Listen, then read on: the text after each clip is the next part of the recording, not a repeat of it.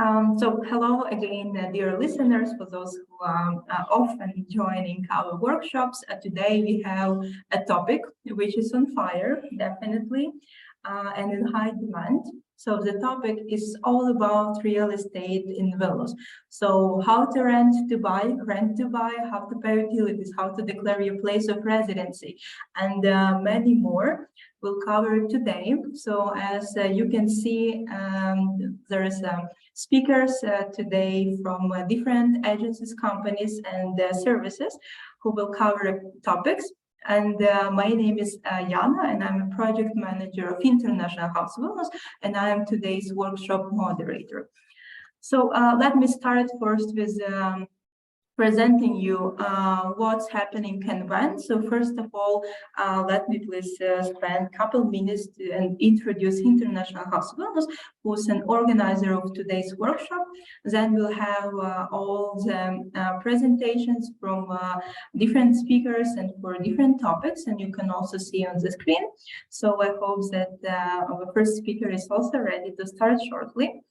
And yes, as promised, I'll introduce International House Vilnius first.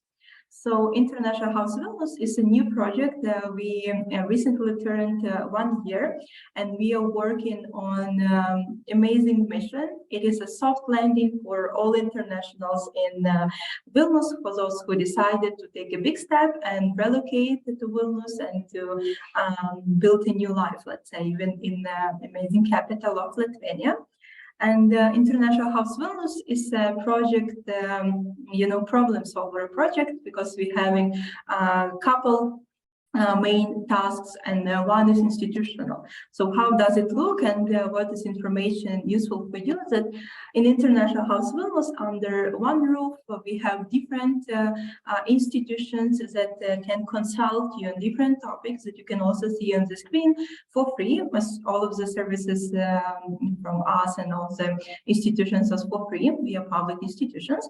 And it's all in English language or in Russian language if you need it. So it's also broke the language barrier.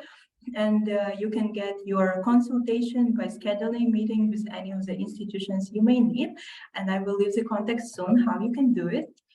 And as I mentioned, second task, so let's say, of International House Vilnius is integration. So different online workshops, community building events, different programs for you, and courses, guides. So you can also familiarize yourself more from knowing our website and also social media. And stay tuned, because we are very active.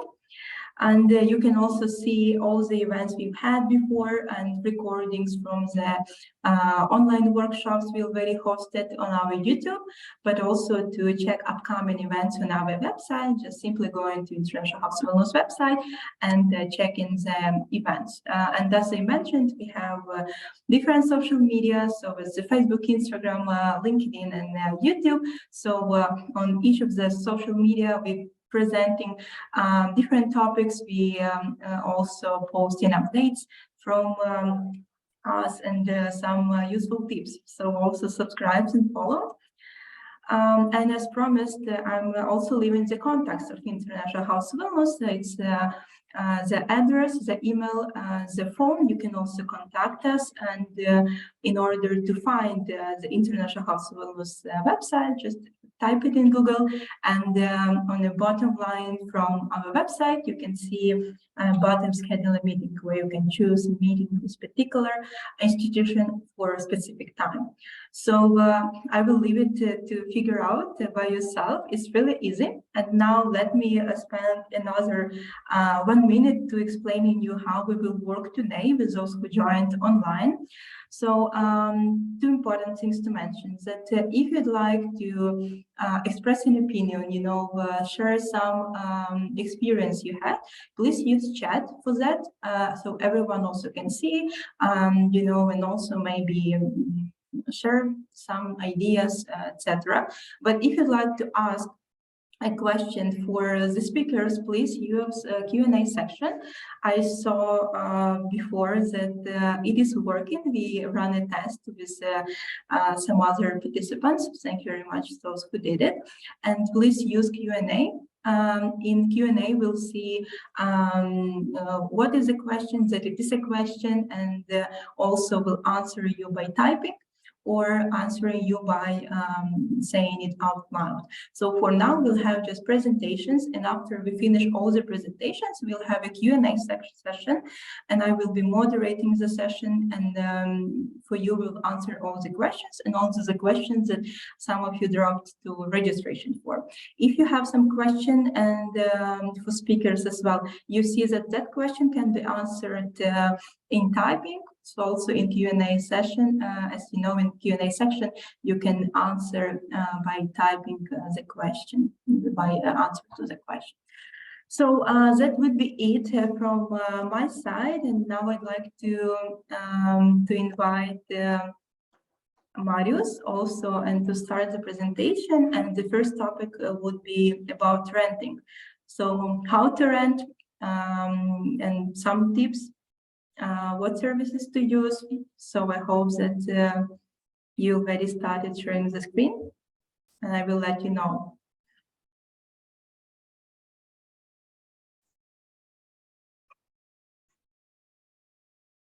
So yes, I see that you started sharing the screen, and let's give Marius additional 2 minutes. So you can start thinking.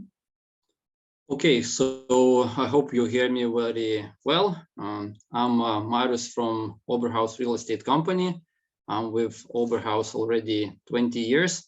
So yep, we have some experience in rents. So my topic will be what to know before renting a residential real estate in Vilnius, and mainly I will talk about apartments. But if it's pretty much the same with the houses, but yep, you are free to ask questions at the question and answer panel. First, I would like to maybe talk about the whole market situation, and it's this year has been pretty non-standard, pretty interesting, and we have some ups and downs, and at the end of this year, we have had in the May and June, we had a very significant drop of supply in the apartment market. The number of apartments free to rent in Vilnius dropped to almost 500 when the normal number is 1,500. At the moment, we have 1,900 almost apartments free to rent, which means that the supply is 3 or even 4 times higher than it was in the end of the spring, beginning of the summer, when the market was really crazy. I really saw many unhappy and stressed tenants in that period, because really it was just the market was normal, it was too fast. The prices, the prices will come to later. Now I will say that the main tendencies, of course, in Vilnius, but Kaunas, Klaipėda, Šiauliai, Panevėžys shows pretty much the same tendencies. They use the same curve, and March, May was just really a shortage of the apartments in the market. Now the prices went up 25% from the start of the year to the peak, and when it was May, June, and then from the peak in May, June we have some drop towards now, but the drop is only 10%, which means that we are still having plus 15% higher prices than they were at the beginning of this year. which says that the tendency is pretty stable of the prices going up. Yes, there is some seasonal changes. Yes, winter time will be more easy to negotiate the owners, easy to agree on some terms like pets, additional furniture and things like that. But the whole tendency shows that rental prices are going up every year, and the normal growth is 5 to 10% per year. Now about the sales of the apartments, I will be very short on this. At the moment, the prices of residential real estate, mainly apartments, is still growing. It's still going up, not much, but at least a percent or 1.5% per month, which still shows a normal 10% growth per year. But the thing that has happened with the restriction of the bank, well, not restriction of the more expensive loans and less positive market situation, is that the mood and the expectations of the buyers is getting worse and worse. The mood in the market gets more about, well, not maybe the crisis, but about the slowdown. And we have some split here in the expectations of the sellers and the developers who face the growth of the materials of labor force, and the real estate prices are still going up, but the mood of the buyers, it's getting worse and worse. And we'll see how the winter goes, but I expect in upcoming spring maybe some changes also in the market prices. They might even drop or at least not be that optimistic as they are at the moment. Coming back to the rents, so the one-room apartment in Vilnius could be rented from 280 to 700 in some cases in Old Town, but mainly they are from say 300 to 450, 500 euros. Two-room apartments go from 380 to 600, 700, 800. Some special cases they might go up to 1,000 euro, but those are special cases in the prestigious areas. And the three-room apartments start from 500 and sorry, and go to 1,200, 1,500. Some special cases even to 1,800.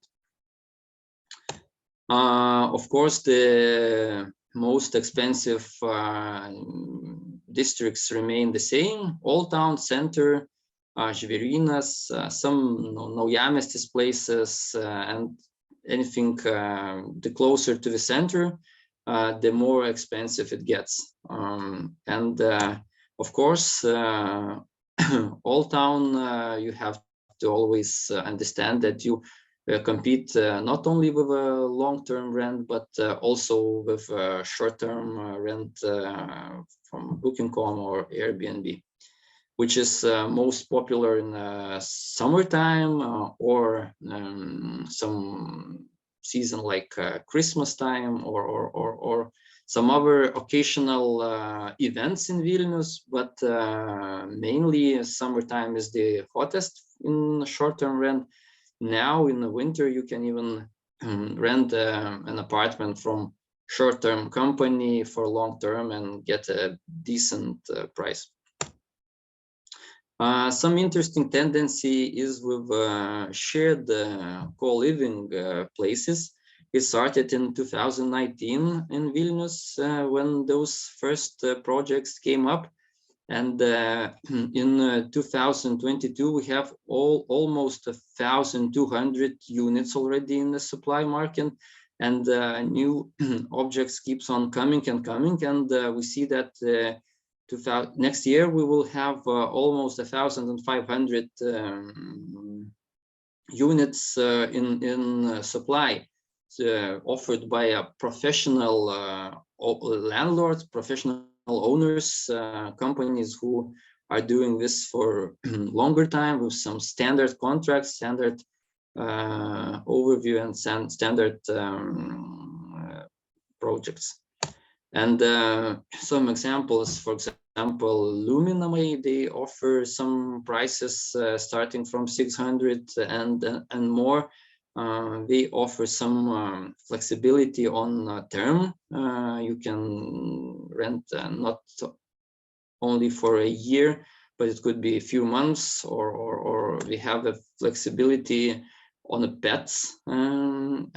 Yes, they have some more expensive fixed costs, but still it is a good opportunity for those who are not sure about the rental period, or do not come up with agreement on the pets. Some other projects also are in place, but they start from pricing 440 euros and more. Some places like recently opened in Santariškės near the hospital district, opened in September and is 100% booked already. And I've spoken to the owners. There's even a waiting line in this interesting project.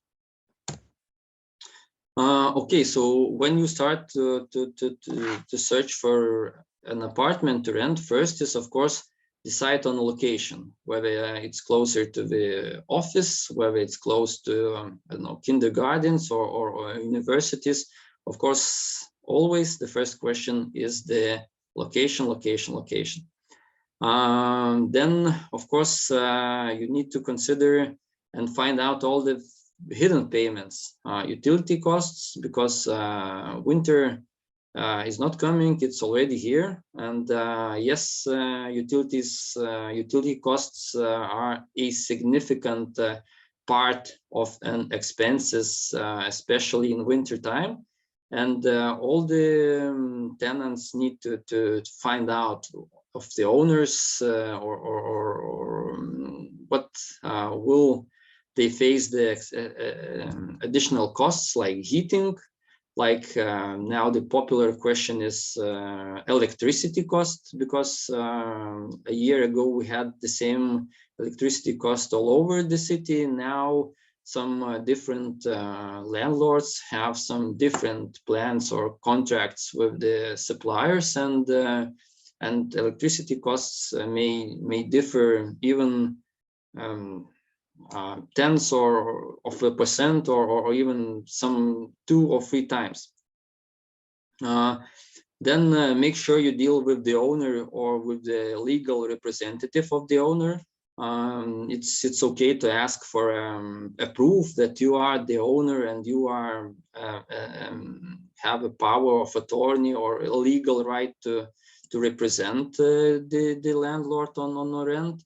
Make a written contract. That is also important, that all the contracts are in written. That helps to prevent any misunderstandings in between landlord and the tenant. So yes, do contracts only in written. Contracts usually are in Lithuanian English, but recent times shows that Russian language is still popular in the contracts, and it is sometimes okay to have the contract in Lithuanian and Russian. Of course, the contract needs to have the main terms like price, rent period, deposit size, because some owners require, usually the standard is a 2-month size deposit. So yes, deposit sizes does matter. The payment type, is it a transfer or is it cash? Make sure you do the normal, decent takeover report, the inventory list when you take over the apartment. It's okay to do the pictures of the apartment, so at the end of the rent that you don't have a misunderstanding. Is this scratch done by the tenant or was it before the rent, and etc. Agreement to declare the rent premises as a resident place, which became really important in recent times. And make sure the owner agrees on that if you need that for your visa and our legal documents. Registration of the rental agreement in governmental institution. Also talk to the owner, is it okay to register the contract in the registry center if you need that? So yeah, talk about this with the landlord. Also, the important issue is contract termination question, because it's all the time when the rent starts, nobody thinks about canceling the contract or terminating the contract, but yes, sometimes life happens and you need to terminate the contract because, I don't know, you need to go back to your country, you need to change the city, or many other reasons. So quick termination of the contract is an important issue.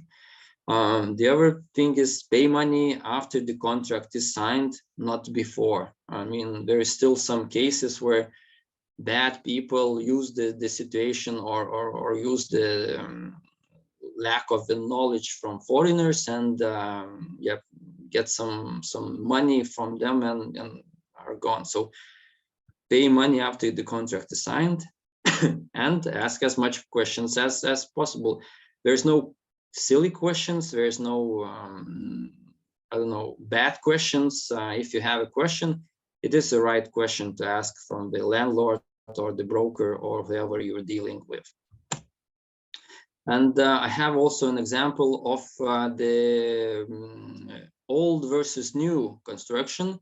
Let's assume it is a 2-room 50 square apartment which is rented for 500 or 600 euro, and utilities from old to new may differ even 20%, especially in winter time.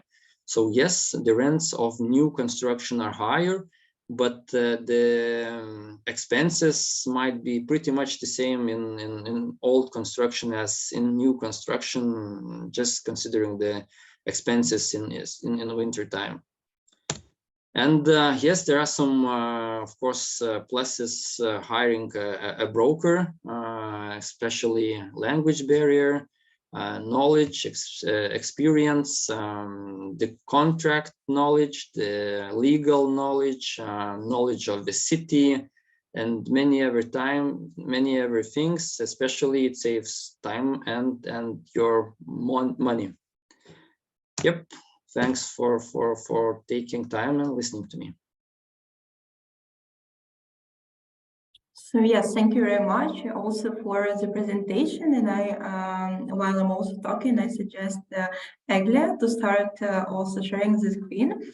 But still, really very interesting topics, and thank you for also presenting the tendencies. What will happen even next spring? So I think many people also curious what will happen next. But for sure, I believe that we'll have questions from participants in the end, and I even see that someone dropped the question now. Yes, Marius, if you see that you can answer that in written, you can do it. But if not, we can leave it for the Q&A session and to continue now with the presentation for Eglė. I see she's ready, so I'm passing the microphone. Yeah, thank you, Jana.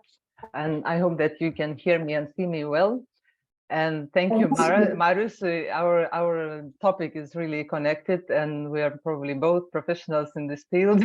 So there will be some parts that are similar, but I don't think that it will be more too much information on this topic, because it's really essential for foreigners. So I'm representing the home rental company, and for 4 years we have been searching for homes for foreigners and expats. So we are really very familiar with the troubles and problems that they are facing here in Lithuania. And we are trying to help them to find solutions, to find a home as easy and as fast as possible. And let's say 99% we are successful in here. So today I would like to share our experience, to share our knowledge and some useful tips, and just that you could use it for your search, and that it would be easier for you to find an apartment in Lithuania. So our company is basically focused just on property rent and on support of foreigners and expats, helping them to rent their home fast and easy. And as I mentioned, our services are mostly orientated to foreigners. And the most popular service is the home search, absolutely. And especially this crazy year that we had this year, because of the events that are happening in the world. Absolutely, we had very challenging moments, because we are representing the searchers. And it was really challenging sometimes to find apartments for them. And as I mentioned, we have 4 years of experience. So during these years, we are sharing our practical advices and consulting and solutions and recommendations. And we are also doing other relocation services, such as migration and other.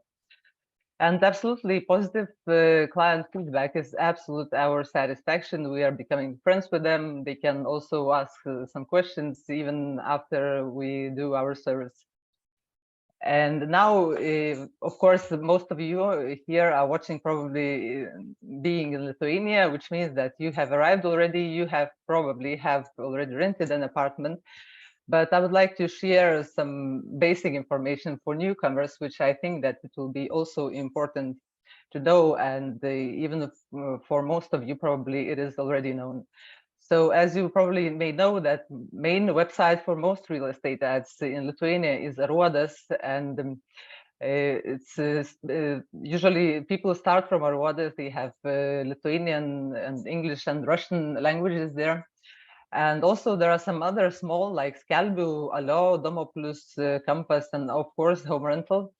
But most of them, they do not have the English language here, so it might be challenging for you to understand. Also, as you should also know that advertisements show prices as a cold rent, which means that it is without utilities included. And as the utilities are not indicated on ads, you always must ask them separately about their cost. And long-term rent is mostly expected to be for 1 year period and more. And to find property for less than 1 year period is sometimes really challenging, but it depends on the season. For example, if you start searching during the winter time that we have, or now, it is easier to convince the landlords to rent it and to end your rental period at the summer time, when we have a higher season, and for landlords, they have more chances to rent it for others. Also, in normal practice, as Marius already mentioned, it's usually 2-month deposit that is required, and of course 1 month rental payment in advance. Sometimes, if you're lucky, some landlords, they may require for 1 month deposit, and sometimes they even ask for 3 and for 4 months. It depends on the situation, but usually you have to keep in mind that 2 months is normal. And as my colleague Marius already mentioned, lease agreement is a must, and you have to keep this in mind, because it is very important, and most important in some cases, and preferably in a language that you understand. And of course, when you're dealing with professionals, with real estate agents, of course they will offer all those kind of services so that you could understand and lease agreements in both languages.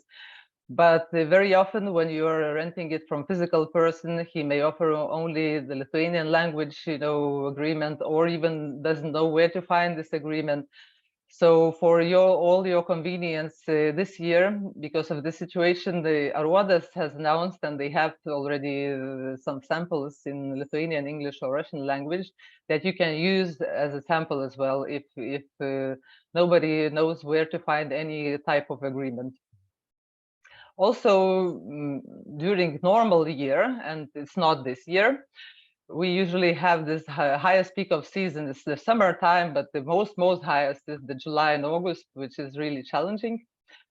And also you have to keep in mind that it's quite often in Vilnius that the agency fee also applies, and if selected property is represented by an agent. And sometimes it is mentioned in the ad and sometimes not. So you always have to ask an agent if and how big agency fee applies here.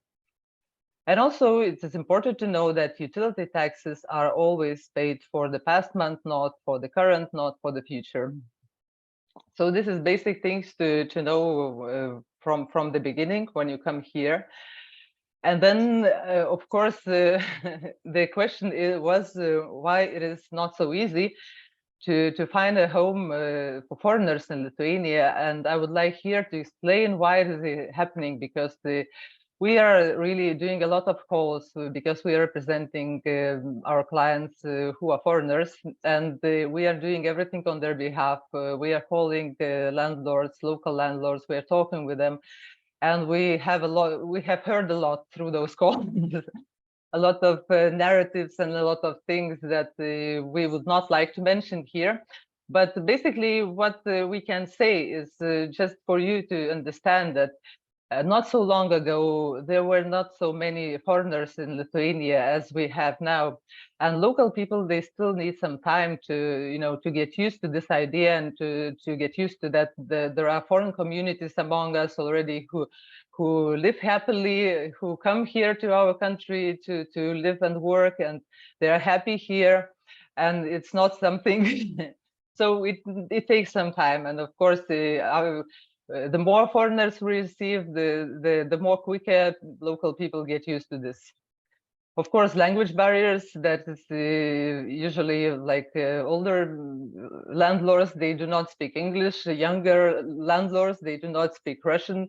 If you are lucky, they might speak both languages or some of them. But if you're a foreigner and if you speak English, sometimes it might be challenging. But there is a solution here, and for example, we had some landlords that they do not speak English, but they have children who assist them and who may support them in this case for communication with tenants. So it might also be a solution here. Also, living place declaration is very important, and even if the procedure now it became easier, it's still a very important thing. And without the permission of the landlord, you cannot declare yourself at the apartment. So, and unfortunately, a lot of landlords, they don't understand why you need this living place declaration, and they don't want to declare you. But this is something that you need to ask them from the beginning. Also, cultural and lifestyle differences, and it's also very important why they don't want foreigners here, because maybe they are afraid, maybe they never met a person from this far country, and they heard something from somewhere, and maybe there are cultural differences or some making food or some smells of something that is different from us locals. So this is also something that scares them from let's say deciding to rent an apartment to a foreigner.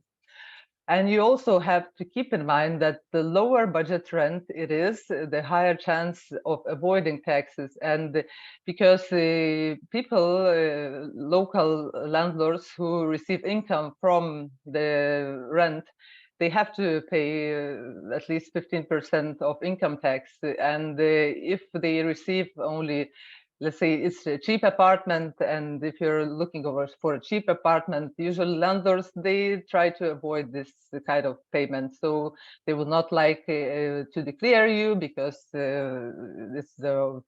authorities' attention that they might, attract. And so that's why this is something that it is also, you have to keep in mind that cheapest is not the best. And fears and narratives that we hear every time, and we have a lot of stories here that people, heard something, read somewhere something, maybe some students did some parties, maybe did some damages, and they have so many fears about this, about that. So this is also very actual, still unfortunately actual here. And what it is also might be the reason that they reject the foreigner from becoming their tenant. Also, we have some common challenges, of course, with the foreigners, that even locals, when they look for apartments to rent, if there are families with young children, or either they have pets, mostly dogs and cats, they also will face the same challenges. And it's not about you, it's nothing absolutely personal, it's just the way it is. Yes, and so this is some tips that we would like to share with the foreigners that they are doing the search. Is the find local support. It's like, of course, first of all, it's like professionals like us or like our colleagues, or your friends or colleagues, some locals, some Lithuanian locals who could make some phone calls and talk to landlords in Lithuanian language first, so which would guarantee that it would not be rejected, at least from the first step. Because it's easier for them when the phone call is done, let's say, in Lithuanian. Also, join foreigners and expat communities, which we have already, and also in some social groups, and also International House Vilnius helps here a lot. And because when you have the same interests, you have the same problems actually, and it might be you might find a quicker solution when sharing your problem with the community. And of course, you will have this easier integration when you do this. So it might also be an easier access to or easier way to find an apartment to rent. Also, never give up on calls, because sometimes even us, when we are doing phone calls and checking the market and calling the landlords, we receive 20 no's in a row, and sometimes it is depressing. But one yes might change everything, and it's not, as I mentioned, don't take it personal. It's not about you. It's just the way it is, and just don't give up. And also represent yourself properly, because it is very important. Sometimes when people are searching for an apartment, they think that it's the most important is the apartment, but the landlord is also choosing the tenant, which is very important that you would share your story, how you appeared here, what are you doing here, what are your intentions here, are you working or not, do you have a job, do you have a regular income? And sometimes it even helped when some possible tenants, they prepared the presentation, even with the cat picture there. And it really helped to find an apartment that was really easier and easier to break this, just the call barrier. Also, try to meet the landlord in person. This is very important, because the human connection is always often better than a phone call or a remote viewing, because when we step this barrier already through and try to reach and arrange the viewing of an apartment, and when foreigner meets landlord, sometimes, well, they see that everything is okay, he's a person, it's fine, you might be relaxed, and you can feel each other, and it's really easier to not to be rejected while if you meet the landlord in person actually. And it is in our culture, let's say Lithuanians, it is more hard for us to say no directly, so you have more chances here as well. Also, request and read the lease agreement before payments. This is very important. Always read the lease agreement, even if it contains 18 pages. You have to read on what you're signing, because after it will be very important for you. And also ask about the landlord's permission, as I mentioned, about the living place declaration, and make sure that it is included in the contract, because now, as the process is it's not very hard, it is enough already that it is included in the contract that landlord gives his permission to declare yourself at this apartment. Otherwise, if he just says it verbally, but does not include this in the contract, you have a risk, but that he will change his mind afterwards and you will have problems here.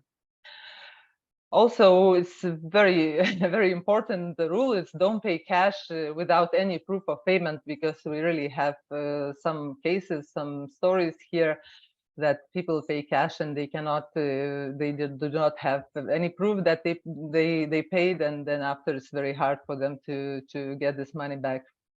Also, check utilities before renting the property. Be curious, ask about the invoices from the past year, from the past winter. Ask to show how, because everyone will say, oh, no, utilities are very small, but you have to ask them for a proof how big they were. Of course, each year we have bigger utilities, but approximately we'll have an understanding how big they were, so that you could add a few percents to that. And one more useful tip for when you start renting an apartment, it is very important to make as detailed pictures as possible before, from the first day that you enter it. Because afterwards, after you finish the rental, it will be really, you will avoid these discussions. Was the scratch here or not? Was the damage here or not before you started renting it? So as detailed pictures you make, it would be just for your best. Because of course, real estate agents and even landlords, they will offer the agreement with their version of pictures, but it's very important for your protection to make as detailed and as much pictures as it is possible. And now we are coming to the topic that the utility taxes, and of course those who live in Lithuania, they already feel probably that we have this heating and non-heating season. And the heating season is usually starts from mid of October till mid of April, and non-heating season is from mid of April till mid of October, but it mainly depends on outside temperature. And each municipality decides actually when exactly heating season starts and ends. And why heating is so important, because the utility taxes might be higher, from 80 to 200 even euro per month than during the non-heating season. So you can really feel it on your utility bills. And in Lithuania, we have popular heating systems, which is central with individual regulator, gas, electrical, and all other types of which are not so much popular. But most popular is the central heating among all type of buildings, those gray houses that we call from the Soviet Union. And so in those type of buildings and those type of apartments, they have central heating without the regulator. And newly type of buildings, new projects, they usually have central heating with individual regulation, gas heating for any other new innovative heating types. So, but the main difference here is between all those heating systems is if you can regulate it yourself or not. Because all type of central heating systems are not regulated individually, and you can really feel that on your bills for the heating, because either you can make it hotter or let's say it will be more chill. You can save a bit, let's say, on your bill or not, but if it's not regulated, you will pay. If it's chilly at your home or not, you will pay almost the same. So what kind of utilities are in Lithuania mostly? And so it's, of course, as I mentioned, is heating, is water, gas, electricity. Of course, most of the apartments, they have also the community tax or administrator. Also, we have garbage, and very important now is the internet, of course. Well, and any other that we have the security guards and cleaning and all other that are not so much popular. So about the heating, as I mentioned, if it has the regulator, you can regulate it or partially regulate it yourself and pay for how much heating you have used. And if not, then it is calculated centrally and people pay according to received invoices by the provider. Water, it is also, it has a cost per cubic meter, and the total cost depends on administration cost plus actual use. And a lot of apartments have separate cold water and hot water counters, which you have to make pictures from start of your rental period. Also, there is gas, and the gas is also calculated by an actual use plus administrational fees. And usually apartments might have some gas heating or a gas stove or heating of water, but some apartments might not even use gas, and as they have some different solutions, then there will be absolutely no payments for gas.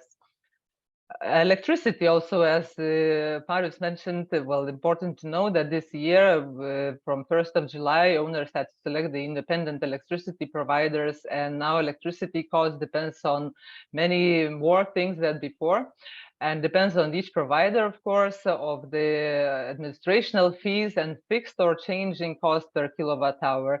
And also mostly depends on your usage, but you always, before checking utilities, you always have to ask what kind of provider it is. Maybe he can show the agreement with the provider, because some of them, they pay really a lot, and some of them more or less like usual, like everyone. Community tax, and most houses have the administrator or the company who takes care about the maintenance and cleaning of public areas, elevators, grass cutting, snow, cleaning, a lot of many different things. And well, sometimes even the garbage is also included in this bill. And usually community taxes in Vilnius vary from 15 to 50 euro per month. So it depends on the administrator, on what they're doing and everything. You have to also keep in mind that sometimes in this community tax or administrator, some landlords, they try to add some maintenance of the building, which is not fair enough, I would say, because the maintenance of the building is something not for a temporary usage, and they should actually exclude this from the bill. So it's better when he shows you the bills, actually you have to check for what is the community tax paid. Also, the garbage approximately costs around 5 euro per month, and also it is often added to community bills. And of course, internet connection, it depends on the provider and the selected plan that the provider offers. And of course, in Lithuania, we have really good internet connection everywhere, but it depends still the plans. It depends on the plan. Either they're offering you just the internet or internet plus local TV channels or international TV channels. But prices vary. Just for the internet might be like 10-15 euro, and with them some channels it might be 20 and more.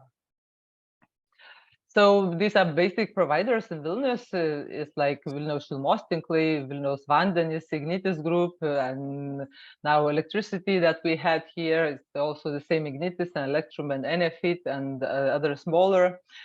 For community and administrators, there is a list on Vilnius Municipality website. So I just left a link for you here that you can check, because there is really a wide choice of them. And the garbage is eco-serviced, and internet we have from Telia, Bite, Tele2, Init, and some smaller providers that also you have to check actually at your house. Ask your landlord what kind of provider has the connection at the house that the apartment is. And also very useful website to pay for all utilities in one place is the Viena Sąskaita, what the locals they are doing very often, that you can include all small utilities, let's say heating, water, gas, everything in one, and pay just one time for everything. You can also declare your counters there, so it is very useful, and a lot of locals they're using this. And for the end is also a very important question, which is also always actual and always an argument: who has to pay the utilities? And our answer is that the utility taxes should always be paid by landlords directly to providers. and then only after covered by tenants by showing those utility invoices to them, because service providers are mostly concluding agreements directly with property owners, except the internet, and not the tenants, because tenants are here just for a temporary stay, they're changing, let's say, once per year, once per 2 years.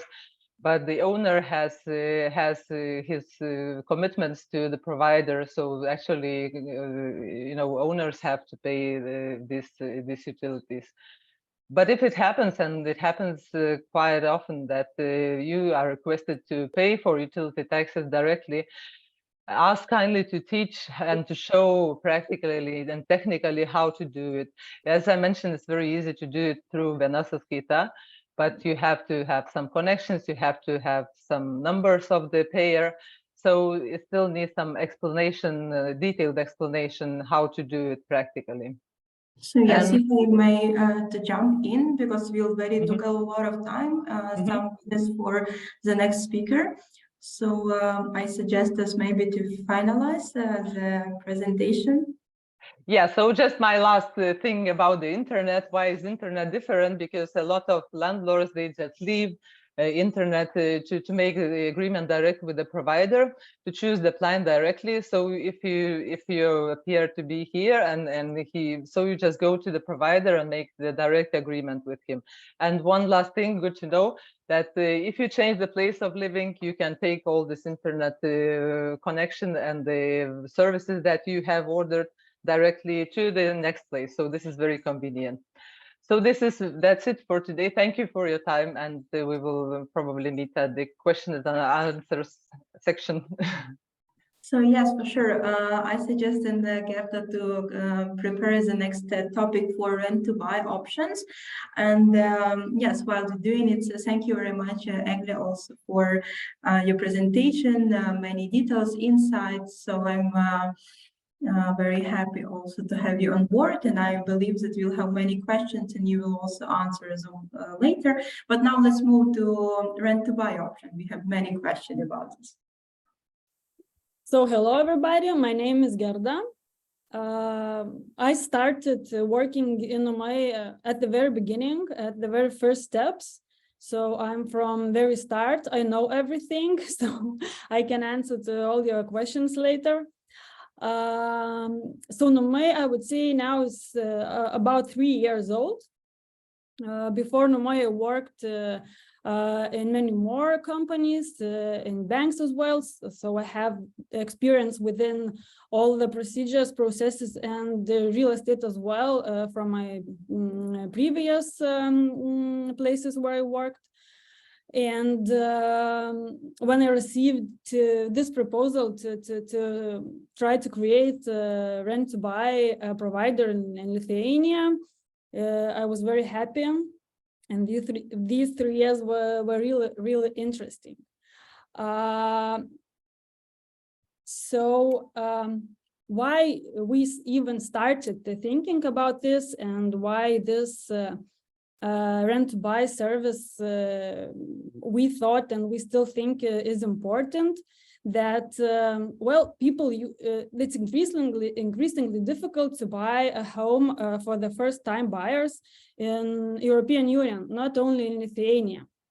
And basically it's because of down payment needed to get a mortgage.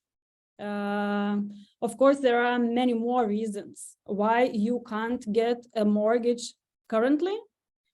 Maybe you have changed the job, maybe you started a new business, maybe some more reasons, or you just moved to another country and you can't get a mortgage at the moment, but you would get it in a few years. So, and currently, approximately 70% of Europeans who are renting a home and have never had a property as an owner before, they want to have their own home. Just it's difficult to do that. Basically, as I said before, because of down payment needed. because the prices of the residential property increased faster and higher comparing with the salary increase. And it's more and more difficult to save a down payment and to buy a home. And so where does NUMAI come in? Our core idea and what we do. So people, as I said, people want some, not all the people, but yeah, we have people who want to own their home, but they can't do that at the moment. We help people to own the home, not legally, but they can choose a home from the market. And we agree that we will rent that property for our client, and when he will be ready to take a mortgage, or maybe, I don't know, wins the lottery, they can buy the property from us. As from the very beginning, we agree on the selling conditions, how we will sell that. And this main idea about rent to buy option is not always financial. I would say it's more like emotional, more about the feelings. Usually people once that feeling that they are the owners, they can do whatever they want. They can put on the pictures on the walls. They can have children as many as they want. They can have pets. The tenant wouldn't come and say, sorry, I can't rent this flat for you no longer. I want to sell the apartment, and so on. So it's a lot of about emotions and about the comfort that you have owning that property. And well, we decided to shorten the journey for the people to own the home.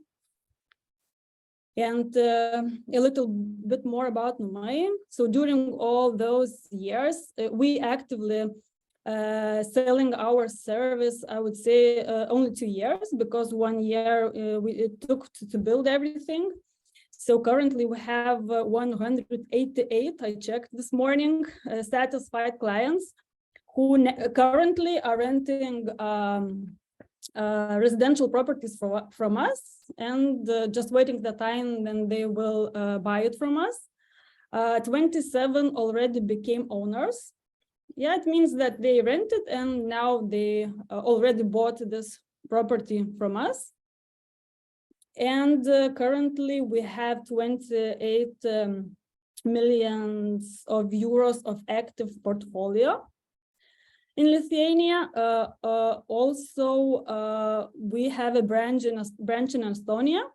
So it just started this year. So, and for the next year, we have plans to work in other European countries. And I didn't mention at the very beginning that NUMAI was the first rent-to-buy provider within European countries. Now we see more and more countries providing this kind of services. And in Lithuania as well, we see the same tendency that now there are a few more providers who just started to provide the service. Okay, and how it works. So as I mentioned, our client can choose the property from the market, from the same pages my colleagues just showed, from Rodas usually. Of course, we check the property. We check whether the price is reasonable to be paid, or are all the documentation is okay. We really check the property really deeply, because it's our main risk. Because during the rent period, we are the owners, so we will face all the risks. And we want our client to choose the home or with a really good quality. We don't want our clients to make a bad decision regarding the property. So, and when we agree on the property, client pays for us advance payment. Usually it's 2.5% from the property price. Then we purchase the property. We do all the negotiations with the landlords. So we do this work as well as checking the property, as negotiating with the landlords. Then the rent period is up to 5 years, but the minimum fixed term is a year. So it means that after 1 year, you can buy out the property from us. And at the end of the during the rent period, you pay rent for us, and as well cumulative pay amount during each month, because at the end of contract you will have your down payment accumulated and you are ready to get a mortgage. But if you I don't know, get some money from somewhere else, not in this accumulation with us, you can also buy the property from us, just paying that money at once. Okay. I shortly commented about the property. I said that you can choose property from the market, but as I said, we check, but we also qualify the client as well, because we don't know, we don't want our clients to take really big financial liabilities if we think that it's not the best option for client. So we check basic information about the client, of course, about the current liabilities, about the income, and we just check if the documents, ID documents are okay, and all the basic information.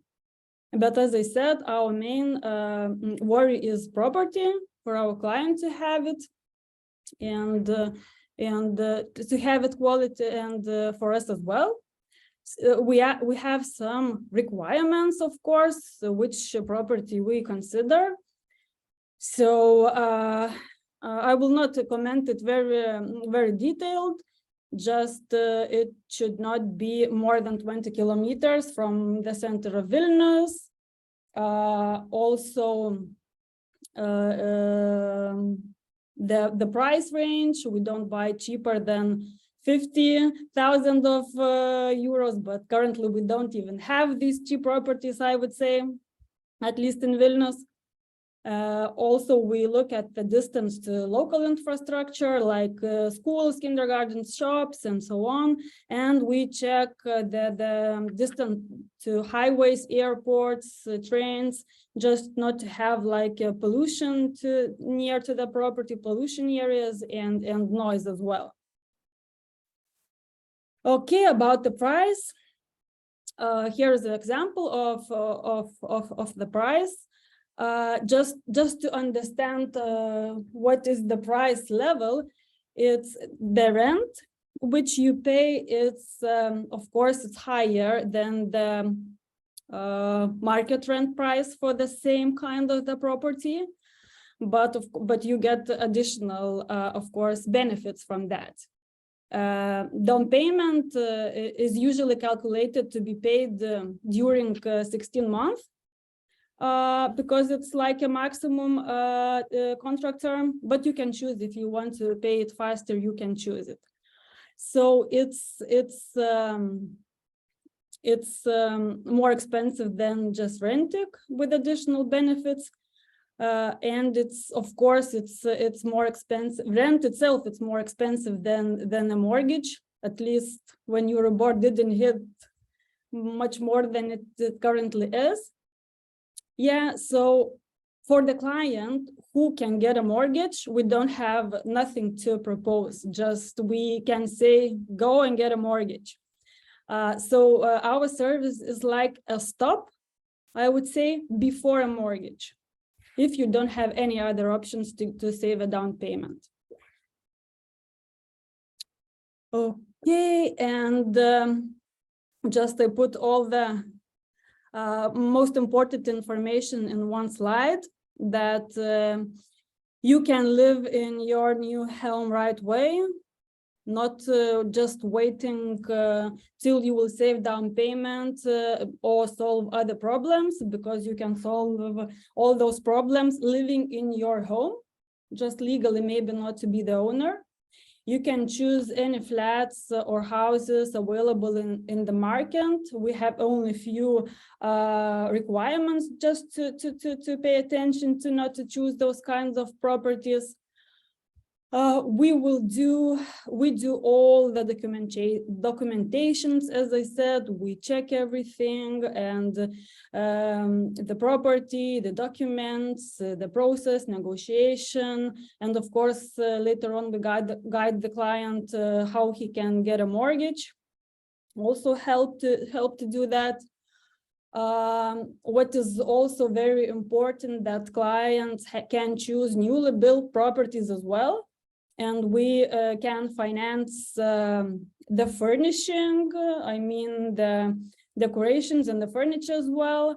And only that price we will pay for that under our clients' needs, we will put to the total price of the property. But we also solve this problem, and we also can we can reserve a new construction flat for a client and just wait half a year or a year when the property will be built, if it's just needed. So that's it shortly from my side. I could tell lots of things more and would like to, but you know that I don't have time. So not only today you can ask me questions, you can contact direct me or my sales team, and we will answer to all the questions. So yes, thank you very much. And now I suggest to the next speaker, Ignas, to prepare the presentation about buying the real estate. I think it's the most popular for what I see from the comments. Many people waiting for the topic of buying. And for sure, after this, we'll have the last presentation for declaration of place of residency, and we answer all your questions that you haven't. Already some of them I see are answered, and still I think we will have more. So Ignas, your stage. Thank you, Jana. Hello, everyone. And before beginning my presentation, first of all, I'd like to thank all of you who are coming to Vilnius, because you might have chosen other cities. And this is how our city can get stronger and our economy could get bigger. So, I'm happy to, present you a little bit about buying. It's not going to be a long presentation, but I think it might be useful to you. So in general, there are three ways to actually buy real estate. So first of all, with your own funds. Secondly, with a temporary residence permit, and the third one with a permanent residence permit, when the financing will be much easier and you will get better terms. So I will explain a little bit each one of them and the small details that you might find useful. So if you have your own money and are willing to buy a real estate in Vilnius, so you can buy any real estate except the one that directly owns land. If you are non-EU citizen, or basically not like from Western countries. So there is one possibility to circumvent this need, and it is through registering a company. I'll just do like a laser pointer. So if you register a Lithuanian company which actually has activity, then you can buy this real estate with land. So for example, houses and cottages. But just keep in mind that in Lithuania we had some deals annulled because the company wasn't actually doing any activity. So the authorities went and the deals had to be like canceled and went back. But if it's a normal business, it's really possible. So in general, it's easy. I mean, you just choose a property and you can buy it. And now let's move on with if you have a temporary residence permit. So you must be receiving wage for 6 months. And after those 6 months, you are able to receive loans from credit unions, which is sort of a lower tier bank. So the main difference is just the interest rate. So banks are giving much lower interest rate, but from credit unions, you can get around 5% plus Euribor. So they are requiring 15 to 20% down payment, and the term is 10 to 25 years, which is a little bit shorter than what banks do. Then the banks do not provide loans if you have a temporary residence permit. They consider it still a quite risky situation in terms of financing. So you cannot get the loans that some Lithuanian citizens are getting. Then you also have restrictions on buying properties with land, the same as if you would be, from your own financing. Then let's move on to the third one. It is when you have a permanent residence permit. So here it's a little bit more details, but generally I will just sum up key points. So first of all, the interest rate is going to be 2 to 3 times lower than what you are getting from credit unions. So it's a big change. And also you will be able to buy properties with land. So now how to get this permit? I mean, you can really save a lot of money, but it takes some effort. So first of all, you need to pass the Lithuanian language exam. So I had one customer who managed to learn Lithuanian in 8 months, but he was studying really hard. But it is possible. But if you are living in Vilnius and you like our city, I hope you do. So it's not hard, I think, to do in maybe a couple of years. Then you need to pass Lithuanian Constitution exam, which I think it's significantly easier than learning the language. And the third one, so you have to stay in Lithuania 5 years. There is one opportunity that if you would be staying in Lithuania just 2 years, there's a type of blue card, like high qualification specialist. And then you can stay 5 years in other countries in the EU. So maybe it could be an option for you if you are, traveling in the EU. And then another option is marriage to a Lithuanian person and, staying in Lithuania together. So, I mean, it's also an option. And, maybe some of you are already kind of mixed couples with Lithuanians. So again, just wait for 8 months, and then everything is similar. Just length of the term of the bank loan is 30 years, so it's a little bit longer than credit unions. Down payment is the same, interest rate much lower, and you can buy properties with land. Now I'll mention one more thing: how to get this permanent residence permit easier. So I'm not an expert on it. I just called myself to this. It's kind of an organization that helps foreigners.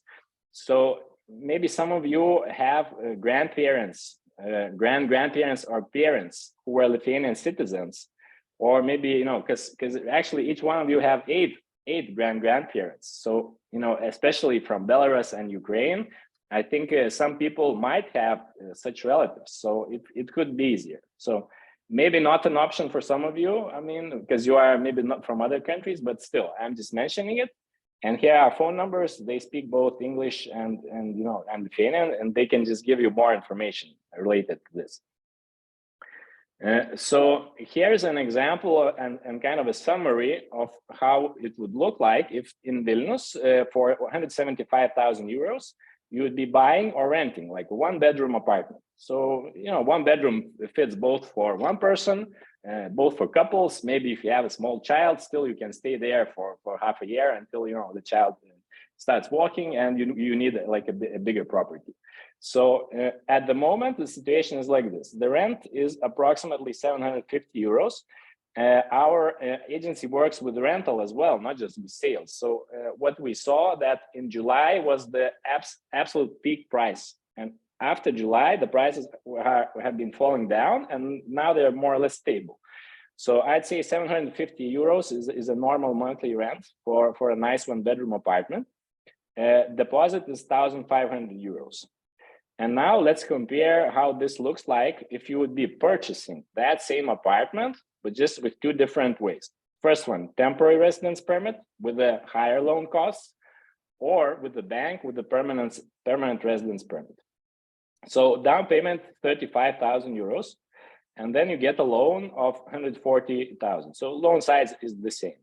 So actually, at the moment, because Euribor has started rising recently, you would be paying the same interest with a temporary residence permit and credit union loan as you are actually paying rent. So in this case, by buying the property, you would only be winning if actually the price of the property appreciates a lot. For example, if you believe that after 2 or 3 years, you could sell this property for, I don't know, 250,000 euros. But, economy at the moment is, it's questionable. I'll have a slide later a little bit about the price. So the rent term is 20 years. Now let's take a look about at the bank option. So at the bank option, at the moment, you would be paying interest of in total around 3.7%. So the interest would be just 430 euros. So even though you are paying more per month than rent, but actually this is your cost, because the other amount is used to, to cover the loan. So here you would be, winning. So at the moment, Euribor is high, but actually how it happens, Euribor is being raised, just like in the US, Fed rate is being raised, almost at 5% it's now. But then when economy decelerates, the central banks decrease this loan. So I think next year, maybe year afterwards, this Euribor will fall probably to 0, maybe even a little bit negative like it was before. So then you could consider both, I think, credit union purchases, and it will be, much better than it is now, because now it's quite expensive. Yeah, so if you have any questions, I can answer them later. So this is how a very long term from 2006 maybe how it looks like. So I'll just give a few comments on the price. So we had a very quick fall in prices in 2007, but at that time there was a huge difference. The banks were not having like strict regulations, so Lithuanians were able to take a lot of loans with very small deposits. And just like there was a very, very strong housing bubble. Now, there might be a little bit of a bubble, but in general, Vilnius and Lithuanian economy is doing very well. One of the reasons is actually that people from Belarus, from Ukraine, and from other countries are coming here. And Vilnius is one of, I think, it's fastest growing capital among all Baltic states. Plus, there are like many startups and other companies. So Lithuania in general is doing well. So as an agent, I expect a little bit of a price fall, but maybe 5 to 10%, not more. What I expect is that the quantity will be falling, but the prices will not be falling, because there are not many owners who just have to sell, because the banks were very strict throughout all this period. And actually it's hard for people to buy like second, third real estate. So only like really rich people have a lot of real estate, and they are not the ones to sell. So, here prices were falling because people had like 5 or 10 apartments, or somebody was just buying because, their friend is buying, and they were just afraid that they will miss out on this price growth. But here the situation is very different. And even during COVID, like the prices like almost stayed stable and just like picked up. So here are a few comments. I mean, for final slide, these two portals, maybe you've probably used them. Maybe you actually rented some apartments through us. So I hope the experience was good. Purchasing fees are 0.45% fee from purchase price. It's usually split like 50-50 between the owner and the buyer. And agents are usually receiving commission from the owners. So in Vilnius, still we do some like buyer search. We take usually 2 to 3% from the buyers. Like we can mix the commission if we are also receiving from the owners. But in general, I mean, yeah, just come to our website if you like some apartments. Let me know, and we can show you and give you consulting on what is a good price. So one of the questions that I found in Jana was in Jana's email was that in Aruodas LT, like how to know if the price is good. So I think that to really get a feel for the pricing, you need to check at least 10 to 15 properties. And once you get a feel in that district, you know, you will be able to get a good sense of what this property is worth in comparison with others. So really the key is not to just like look at online and just want to go to one property and buy it. No, the best is to check, you know, and check constantly and just go and visit those properties and become an expert yourself, like what you like, and then, you know, get advice from many agents. I think real estate agents in Lithuania, in Vilnius, are quite friendly. I mean, at least in our agency, we always practice like really open communication and, you know, presenting the property as is. So, I mean, just wishing you all to find your dream home, and, you know, if it's going to happen, you know, this year or next year or sometime in the future, it depends on you, and, you know, we are here to help. So thanks again for choosing Vilnius, and, you know, see you around. So yes, thank you very much. I believe that for the Q&A session, you also may stay and answer questions also. And thank you very much. Very informative, even for me, also really interesting. But now I'd like to invite our last speaker for today, and then please have our participants also think what the question left. And please, Silvia, also shortly present the topic of declaration of residency, because you've had many questions and many comments. Yes, you must declare, but how to declare? So for now, I say that Silvia will present you just practically how it is happening also in English language. So hello everyone, my name is Silvia. I work in Vilnius City Municipality and I am specialist of declaration. So I will show you the site where you can find all information about declaration. So it is vilnius.lt declaration, and here you can choose the language. I will choose the English. Here is the Russian, Polish, and Lithuanian. So the main things what I wanted to say in you hear from Marius and Agda say that you need agreement from owner to declare your living place. So if you have a rent contract, written rent contract with personally with owner, you don't need agreement, just rent contract, and that's all. But at first, you must to get the permission to live in Lithuania. Visa, C, D, no. You must got a permission to live in Lithuania. Permission you can got in immigration department, and all information about you can find here, migration.lt. So where you have to go to declare your living place? We have the 21 elderships. So you have to go there. All elderships you can find here, Vilnius LT, Seniūnijos. And when you come to declare your living place, we help you to do this, to fill all the forms. But if you can't came, you can send all documents by Savivaldybė Vilnius LT. But all documents must be filled in Lithuanian. But if you don't understand Lithuanian language, here you can find all forms in your language. For example, there is Lithuanian form, and you can,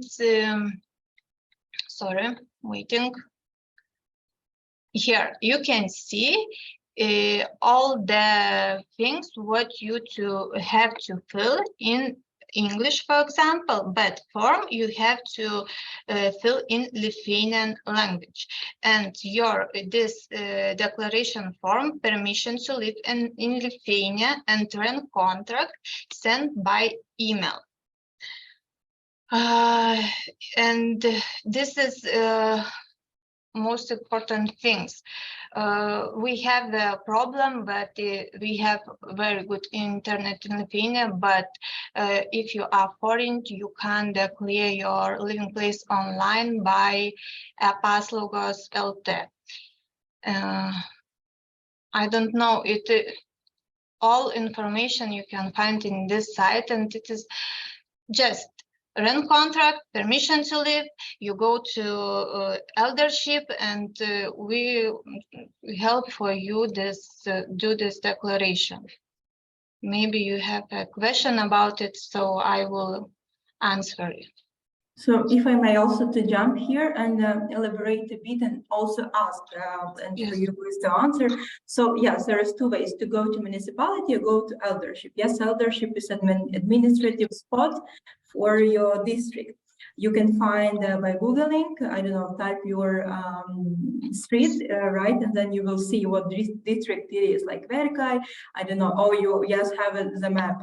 Like yes, there is the map in Vilnius.lt where I showed the site. There is the map where you can write your street where you're living, and you will find your eldership address, contacts, all the what you need to know. And then you just go or send by email, right? The document. Right. So there is no need to pre-book it like 1 week in advance, right? So you just go and ask for a declaration. Yes.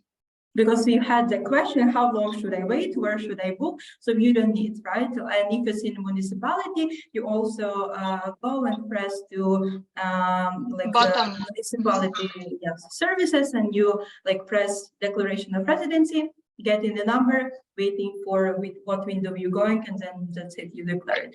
Yes, and just I wanted to say that our municipality, it is Šnipiškių eldership, but if you go, for example, in the shop in the city center, and you are from, I don't know, Karoliniškės, Antakalnis, and you came for in the municipality, we will declare you. We don't set for you that you have to go to Antakalnis or different eldership. So we are waiting. Yes, that's amazing.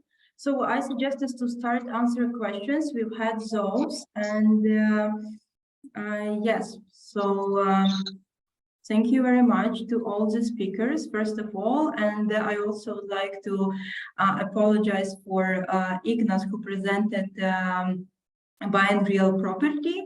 He said that he must run, but yes, he promised that he will answer all the emails that you address. So you also saw the email in his slides, and if it's needed, I also can resend it to you. And for sure, this workshop is being recorded, and you will get the recording. So you can also see the context not only for Ignas, but for all the speakers as well. So nevertheless, I'd like to start with questions. We have those, and yes, I see that 6 of them even were answered by other speakers in written.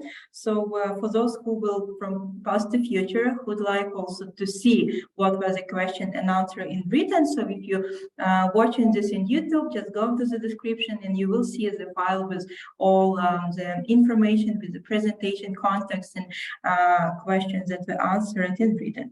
So yes, so now I have one question. I remember we had it in chat, and it's for Gerda. So when you presented the rent to buy option, we had a question from a participant: if you have a cancellation fee. So let's say you decided, you know, and then decided to cancel. Is there any fee applies in this case?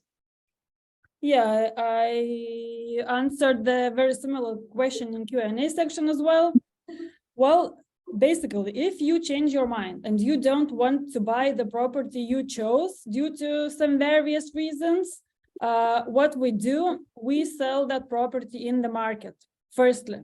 And only when we talk with our client, how we will solve this situation. Usually, and what happened during all these years, usually the property in long-term perspective is the prices are growing up. So usually we sell the properties even more expensive when we bought it, and then we happily give back all the money to our clients. But if the situation would happen different in the market, well, we would have to talk and discuss how we can solve the situation. Sometimes maybe share the loss, or just we can't give anything back to the client. So it depends on the market situation. Okay, thank you very much. And also I see Becky wrote us that is interested in buying also. So my suggestion would be to write also to our speakers and to ask them directly if you like the service, and we're also getting the thanks for the presentation. So I believe that yes, many people will find it useful, also for those who will check the recording. Yes, I see we have one more question, is about the declaration of living. And the question is, could you share if you want to declare your place of living as immigration service with an owner? So what documents should they have with them? So if the owner comes itself, it's also a rental agreement or a passport, right? Or any documents that he or she owns the apartment. What can you... I don't know how about migration, but if you came in a municipality or eldership with owner must to have just the document, passport or ID, and that's it. And we will check all documents in the system. We don't need register documents, papers about flat. We don't ask nothing, just ID or passport. Thank you very much. And we had one more question that was sent to me also personally in chat. It was about the contract, because at the beginning also Marius and Eglė, you told that you should have a contract, and then Eglė also presented that you can download the contract from the website. So and then the question is, can I myself compose a contract with an owner but not asking any services? Like, is it legit? Like you just compose and you just write in like regular, not legal, language? Well, my answer would be that everything that is written is better than none. So yes, of course you can compose, but it's recommended to do with the professionally, because when it comes to legal language, there are some small details that they need to be need to be mentioned, that physical person who could not create this kind of thing.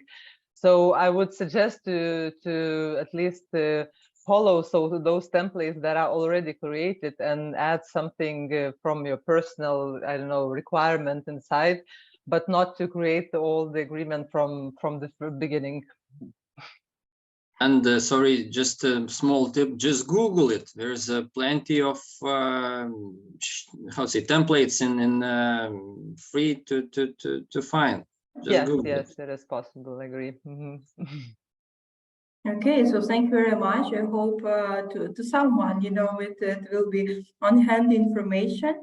And also, yes, there is one more question, also more related to buying, yes, but just to double check the information that if you'd like to take a loan from a bank with temporary residence permit, are there any factors that could affect the bank's decision? So yes, and as I remember, Ignas also mentioned that banks most probably will not, agree if you're a holder of temporary residence permit to grant you a loan, but there is a credit unions, and maybe if you show really high income, but for sure. It's a more question to the banks than to the real estate agent. And I can comment a bit that it depends on the bank's policy, and usually it's possible only if you have like a local guarantor of your mortgage. So. Okay, and we have one more question in the Q&A section. Is it mandatory to stay in flat or can be able to rent to someone else in case of buying? So yes, a rent to buy funding solution. So if you have this rent to buy, should the person who's renting to buy live in that flat, or can it be someone else? We talk about sublease, I guess. So it's possible, just you need to get our permission. We would also like to check your tenant. Okay, so but it's possible, right? That a person is taking this rent to buy and then someone is renting from you while you're renting to buy. Yes, like this structure. Yeah. Okay, and now what actually is, how do you check what is needed? So the tenant is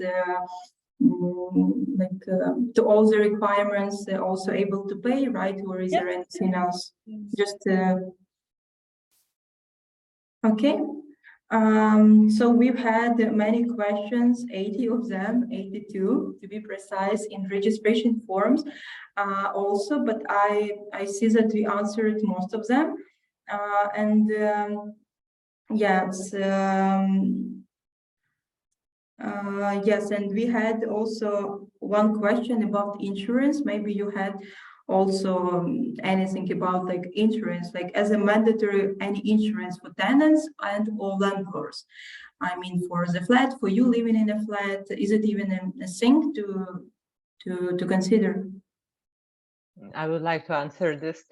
Yes, it is strongly advised for apartments that are rented to be insured by the landlords. But I would also like to share by our experience, and I would like to tenants also to ask about this. Is it insured or not? And also it's very important for tenants as well to understand and to check the insurance companies if they have any civil options, let's say civil insurances for them. Or there are also options, let's say for landlords of insurance, that they insure the apartment which is rented for foreigners, insuring, for tenants, insuring the tenants as well with the civil insurance. And this is very important. Why? We have really sad stories here, and sometimes it happens like that something might happen in this apartment, and for example it was burned or something, and the insurance company, if the apartment is insured, insurance company will of course cover this everything, that all the maintenance and everything, but they will ask for this money from the tenant. If the tenant has accidentally, for example, burned it. So this is something very important that also tenants need to know, that they have also to be insured, because if you receive an invoice from insurance company for 20,000 or more, so it will also might cause some problems for tenants. Okay, thank you very much for the answer. And I'd like to move for next question and to spend a couple more minutes for answering the questions. And we touched a bit sublease topic for rent to buy, and now it's just for rent. So is there any obstacle maybe in law that for sublease a flat? So if do I need a landlord permission to perform a sublease agreement for rent?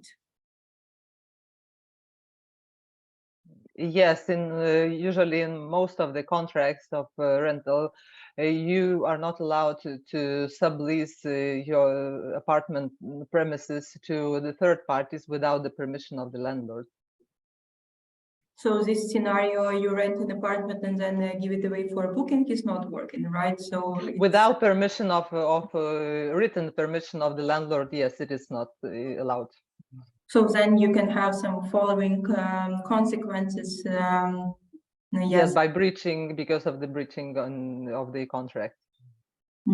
So yes, unfortunately, you cannot have a sublease.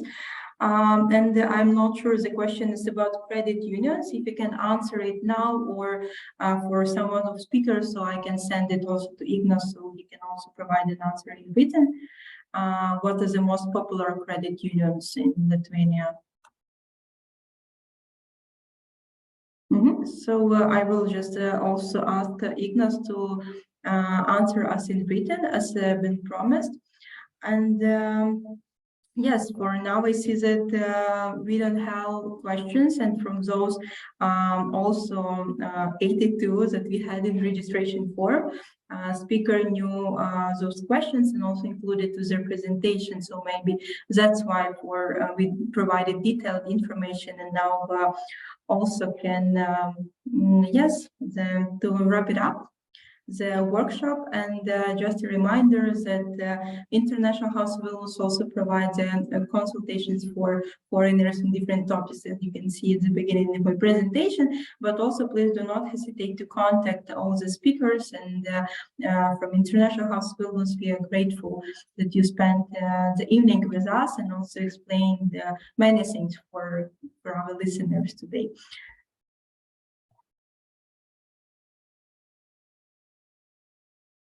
So then I suggest to stop the recording, and yes, we already have this thumbs up in the chat, and also thanks from our participants, and for those who's listening this online, watching in social media, also you can comment down below in the comment section. Also you can find all the information left for you in the comment section. So and if you have any question, you can also drop those to the comment section, and we will be glad to provide you an answer.